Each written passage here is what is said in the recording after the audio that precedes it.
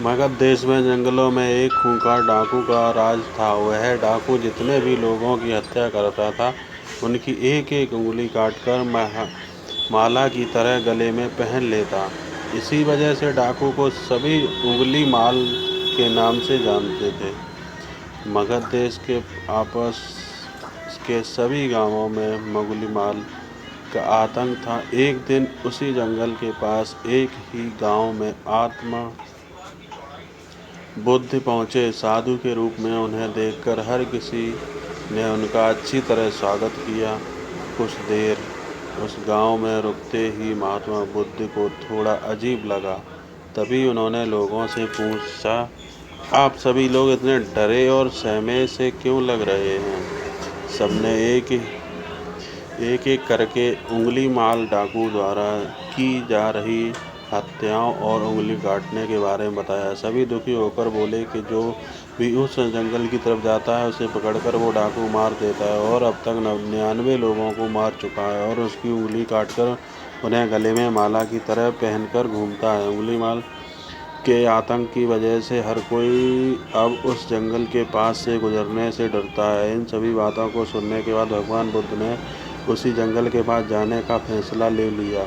जैसे ही भगवान बुद्ध जंगल की ओर जाने लगे तो लोगों ने कहा कि वहाँ जाना खतरनाक हो, वो डाकू किसी भी नहीं छोड़ता। आप बिना जंगल गए ही हमें किसी तरह से उस डाकू से छुटकारा दिला दो। भगवान बुद्ध सारी बातें सुनने के बाद भी जंगल की ओर बढ़ते रहे। कुछ ही देर में बुद्ध भगवान जंगल पहुंच गए।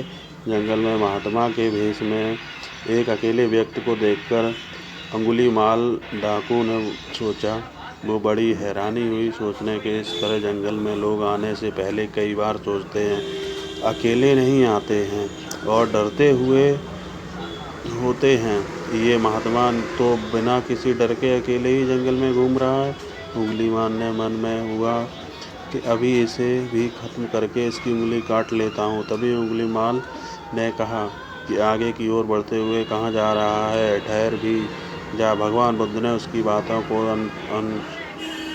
सुना कर दिया। फिर गुस्से में डाकू बोला, मैंने कहा रुक जा। तब भगवान ने उसे पलटकर देखा कि लंबा चौड़ा बड़ी बड़ी आंखों वाला आदमी, जिसके गले में उंगलियों की माला थी, वो उन्हें घूर रहा था। जंजीर की तरफ देखने के बाद बुद्ध दोबारा से चलने लगे। गुस्से में तमाम हुए उंगली माल डाकू उनके पीछे अपनी तलवार लेकर दौड़ा। डाकू जितना भी दौड़ता लेकिन उन्हें पकड़ नहीं पाता। दौड़ दौड़ कर वो थक गया। उसने दोबारा कहा, रुक जा वरना मैं तुम्हें मार दूंगा और तुम्हारी उंगली काटकर मैं 100 लोगों को मारने की अपनी प्रतिज्ञा पूरी कर लूँगा।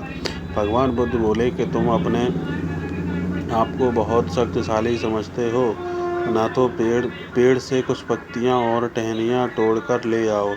उंगली माल ने उसका साहस देखकर सोचा कि जैसा ये कह रहा है कर ही लेता हूँ। वो थोड़ी देर में पत्तियाँ और टहनियाँ तोड़कर ले आया और कहा, ले आया मैं इन्हें। फिर बुद्धिमान जी कहने लगे, इन्हें दोबारा पेड़ से जोड़ दे। यह सुनकर उंगली माल बोला, तुम कैसे महात्मा हो? तुम्हें नहीं पता है कि तोड़ी हुई चीज़ को दोबारा नहीं जोड़ सकते हैं? भगवान बुद्ध ने कहा कि मैं यही तो तुम्हें समझाना चाहता हूँ कि जब तुम्हारे पास किसी चीज़ को जोड़ने की ताकत नहीं है तो तुम किसी वस्तु को तोड़ने का अधिकार भी नहीं है। किसी को जीवन देने की क्षमता नहीं है तो मारने का हक भी नहीं है तुम्हें। यह सब सुनकर उंगलीमाल के हाथों से हथियार छूट गया। भगवान आगे बोले, तू मुझे रुक जा कह रहा था, मैं तो कब से स्थिर हूँ। वो तू ही है जो स्थिर नहीं है। उंगलीमाल बोला, मैं तो एक जगह पर खड़ा हूँ तो कैसे अस्थिर हुआ और आप तब से चल रहे हैं। बुद्ध भगवान बोले, मैं लोगों को क्षमा करके स्थित हूँ और तू हर किसी के पीछे उसकी हत्या करते हुए भागने की वजह से अस्थिर है। यह सब कुछ सुनकर उंगलीमाल डाकू की आंखें खुल गईं और उसने कहा, आज के बाद मैं कोई अधर्म वाला कार्य नहीं करूँगा। रोते हुए उंगलीमाल डाकू भगवान बुद्ध के चरणों पर गिर गया। उसी दिन उंगलीमाल ने बुराई का रास्ता छोड़ा और वो बहुत बड़ा सन्यासी बन गया। कहानी से हमें यह सीख मिलती है कि सही मार्गदर्शन मिलने पर व्यक्ति बुराई की राह को छोड़कर अच्छाई को चुन लेता है। इसलिए दोस्तों कोई बुराई की नहीं, अच्छाई के रास्ते पे चलें और चैनल को सब्सक्राइब करें और शेयर करें। धन्यवाद।